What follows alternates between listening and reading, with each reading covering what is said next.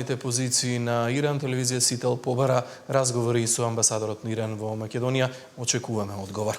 Првиот чартер лет со македонските граѓани евакуирани од Израел вечерва треба да слета на Скопскиот аеродром, а уште 540 чекаат можност за евакуација. Последните информации има колешката Мирјана Давидовска. Имаме во живо во Централниот дневник. Мирјана, се наоѓаш на аеродромот во Скопје. Кои се последните информации? Кога овие евакуирани лица треба да стигнат во Скопје?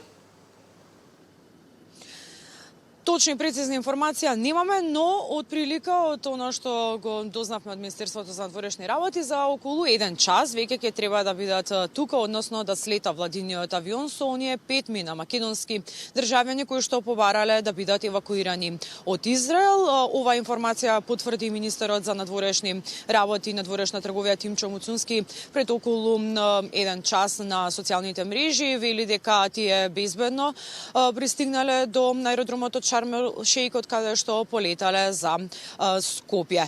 Ова се првите македонски државјани кои што побарале да бидат евакуирани од овие кризни подрачја, но во текот на викендот веројатно ќе пристигнат уште 3 чартер летови со македонски државјани кои што побарале да бидат извлечени од кризните подрачја.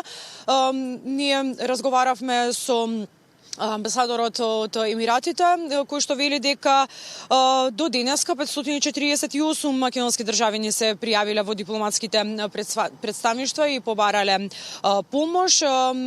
Веќе е финализирана она постапка за комерцијалниот лет, како што каже министерот за надворешни работи, па како што споменав, се очекува викендов дел да се вратат од нив од преку Емиратите, односно ќе има исто така и лет кој што ќе биде организиран од Ријад, кој што ќе ги евакуира останатите македонски државјани кои што се наоѓаат во другите земји како Катар, Бахрейн и Кувајт, кои што исто така побарале да бидат евакуирани. Како што споменав, за околу 1 час би требало да слета владиниот авион со првите 5 мина македонски државјани кои што се евакуирани од Израел.